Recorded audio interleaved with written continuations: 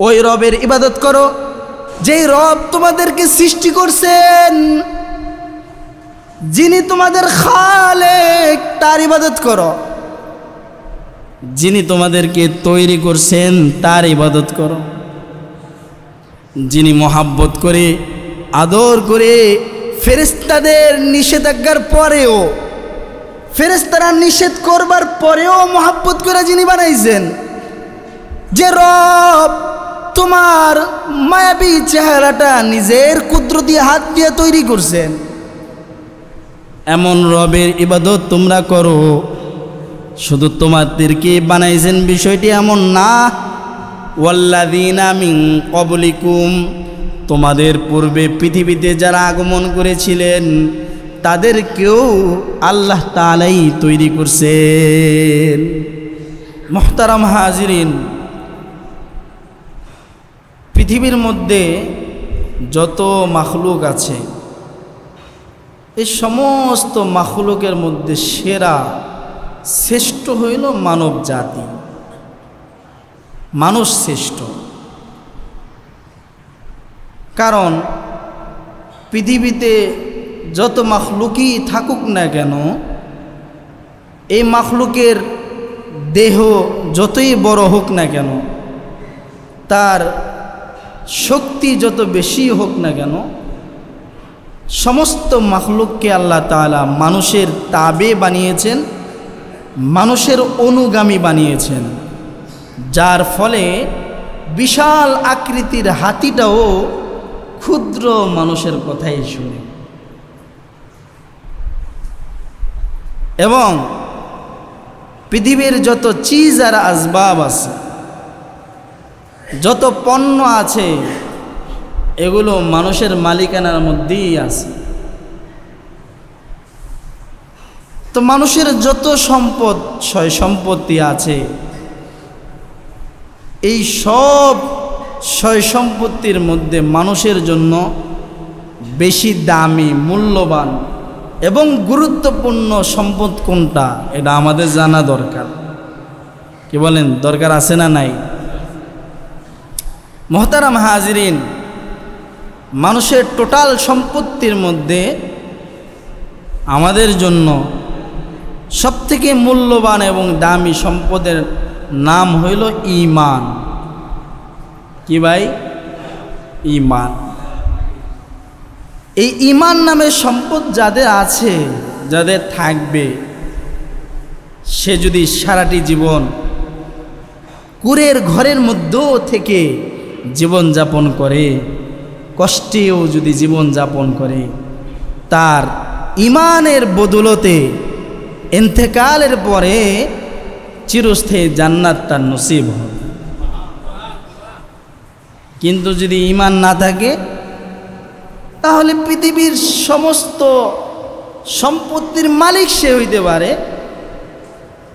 ক্ষমতাধর সে হইতে পারে, সারা পৃথিবীর বাদশাহ এবং রাজা হইতে পারে, কিন্তু ঈমানের দৌলত না থাকার কারণে তার জীবন বরবাদ, তার ইন্তেকালের আগ থেকেই জাহান্নামের আযাব শুরু হয়ে যাবে। এজন্য আপনার আমার মূল সম্পদের নাম হইল কি? ঈমান। মুহতারাম হাজিরিন, ঈমান যে সকল বস্তুর প্রতি ঈমান আনতে হয়, ঈমানের যে পরিচয় বা সংজ্ঞা আছে, এই পরিচয় এবং সংজ্ঞার মধ্যে প্রথমে যার প্রতি ঈমান আনতে হয় তিনি হলেন আপনার আমার রব, আমাদের প্রভু এবং খোদা মহান রব্বুল আলামিনের প্রতি ঈমান আনা, আল্লাহ তাআলার প্রতি ঈমান আনা। আল্লাহ তাআলার প্রতি কি ঈমান আনব, কি বিশ্বাস স্থাপন করব? আল্লাহর প্রতি এই বিশ্বাস স্থাপন করা যে রব পৃথিবী এবং পৃথিবীর বাহিরে টোটাল জগতের মধ্যে একজন। রব কয়জন? যিনি সমস্ত ক্ষমতার অধিকারী, যিনি একক অদ্বিতীয়, যার সাথে তার আর কারো কোনো তুলনা হয় না, যিনি কারো সাহায্য ব্যতীতই সব কিছু করতে পারে, যিনি আমাদের সৃষ্টিকর্তা, যিনি আমাদের রিজিক দাতা, যিনি আমাদের পালনকর্তা, যিনি আমাদের রক্ষণাবেক্ষণকারী, আমাদেরকে 24টা ঘন্টা যিনি সেফ রাখেন, আমাদেরকে পরিচালনা যিনি করেন, তিনিই হলেন আমাদের রব, মহান রব্বুল আলামিন আল্লাহ তাআলা। আমি আপনাদের কাছে এবার প্রশ্ন করি, আমাদের রব কয়জন? সবাই বলেন কয়জন? একজন। আমাদের রব যে একজন, এই ব্যাপারে কি কোনো দলিল আছে? আছে, অসংখ্য দলিল কোরআনের মাধ্যমে আছে। কোরআনে আল্লাহ অসংখ্য জায়গায় বলছেন, আল্লাহ তাআলা রব রুবুবিয়্যাত প্রকাশ করার জন্য, ওয়াহদানিয়ত প্রকাশ করার জন্য, আল্লাহ যে একক, এর ব্যাপারে কোরআনে আল্লাহ বারংবার বিভিন্ন জায়গায় আমাদেরকে বুঝাইবার জন্য আয়াত নাজিল করছেন।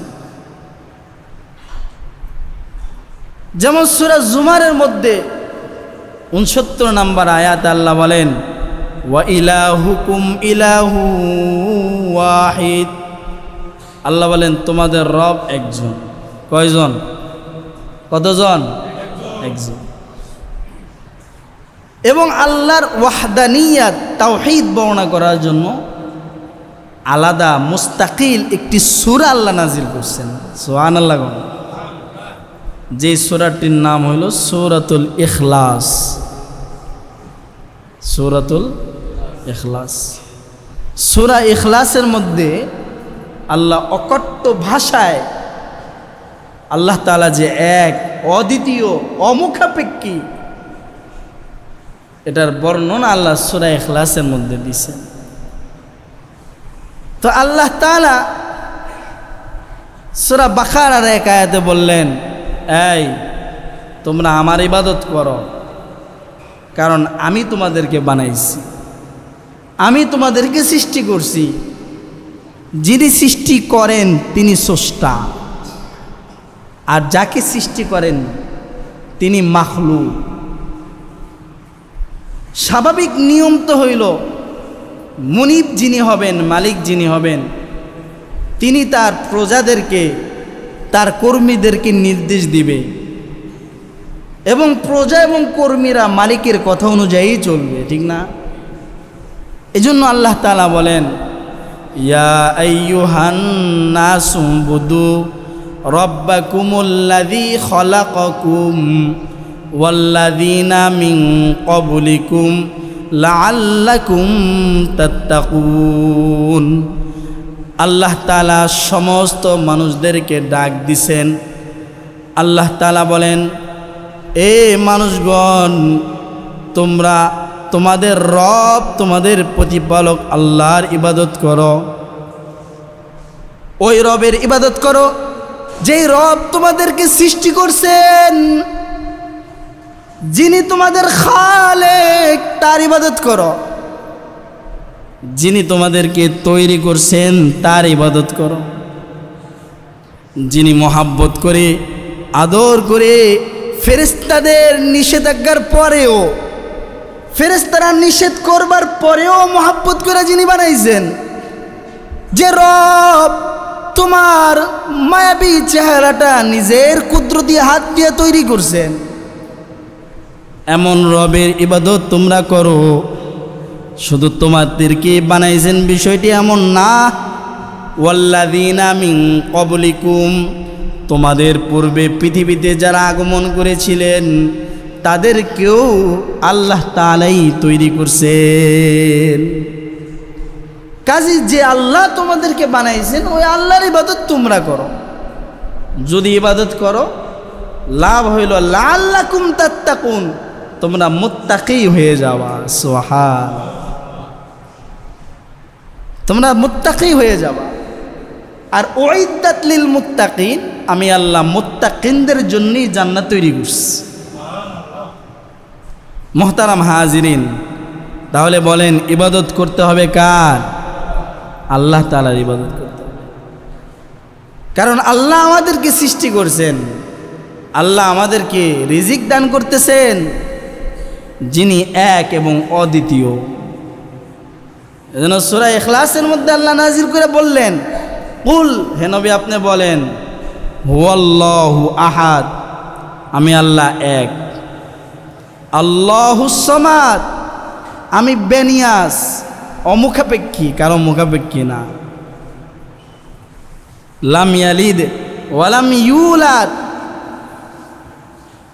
আমার থেকে কেউ সৃষ্টি হয় নাই, মানে আমি সত্তা থেকে কেউ সৃষ্টি হয় নাই। যেমনটি ইহুদিরা বলে যে ঈসা আলাইহিস সালাম আল্লাহর পুত্র, নাউজুবিল্লাহ। তো আল্লাহ বলেন লাম ইয়ালিদ ওয়ালাম ইউলাদ, আমি কারো থেকে সৃষ্টি হই নাই, আর আমার সত্তা থেকেও কেউ সৃষ্টি হয় নাই। ওয়ালাম ইয়াকুল্লাহু কুফুয়ান আহাদ, আর আমার সমকক্ষ কেউ নাই। সুবহানাল্লাহ। মুহতারাম হাজিরিন, অত্যন্ত পরিতাপের বিষয় হইল বাংলাদেশ প্রায় 92% মুসলমানের দেশ। এই মুসলমানদের মধ্যেও জ্ঞানহীন এমন মুসলমানও আছে যারা আল্লাহর তাওহীদ, আল্লাহর একাত্মতা স্বীকার করতে রাজি না। নাউজুবিল্লাহ। যারা নাস্তিক্যবাদের দিকে দিন দিন ধাবিত হয়, আল্লাহ স্পষ্ট করে কোরআনে কারীমের মধ্যে আল্লাহর রুবুবিয়্যাত এবং ওয়াহদানিয়্যাত বলার পরেও তারা আল্লাহকে এক এবং অদ্বিতীয় মানতে নারাজ, অথচ তারা মুসলমানই দাবি করে। বলেন, আল্লাহর ব্যাপারে যদি কারো কোনো সন্দেহ থাকে, তার ঈমান আর মুসলমানিত্ব থাকবে না। সূরা ইখলাস আল্লাহর ওয়াহদানিয়্যাত আর তাওহীদের বর্ণনার মাধ্যমে আল্লাহ এই সূরা নাজিল করছেন, এবং এই সূরার দাম আর মূল্য, এটার ফজিলত আল্লাহ এমনভাবে দিলেন যে সূরা ইখলাস যদি কেউ তেলাওয়াত করে একবার, তাহলে একবার তেলাওয়াতের সাথে সাথে আল্লাহ তাআলা তার আমল নামায় 10 পারা কোরআন শরীফ পড়ার সওয়াব দান করবেন। যদি কেউ 2 বার পড়ে 20 পারা কোরআন শরীফ পড়ার সওয়াব, যদি কেউ 3 বার পড়ে 1 খতম কোরআন শরীফ পড়ার সওয়াব আল্লাহ ওই বান্দার আমল নামায় দান করেন। কত দামি সূরা, কত ফজিলতপূর্ণ সূরা, যে একবার পড়লে 10 পারা কোরআন শরীফ পড়ার সওয়াব আল্লাহ দান করতেছেন। কারণ অন্য সূরা আর সূরা ইখলাস এক না। সূরা ইখলাস হইল আল্লাহর ওয়াহদানিয়্যাত, আল্লাহ একক এর স্বীকৃতির সূরা। এটা জবান দিয়ে তেলাওয়াত করার অর্থ হইল, আল্লাহ, পৃথিবীর এই চাকচিক্যময় জিন্দেগির মধ্যে আমি একমাত্র তোমাকেই চিনি, এবং তুমি এক যে ব্যাপারে আমি সাক্ষ্য দিতেছি। সুবহানাল্লাহ।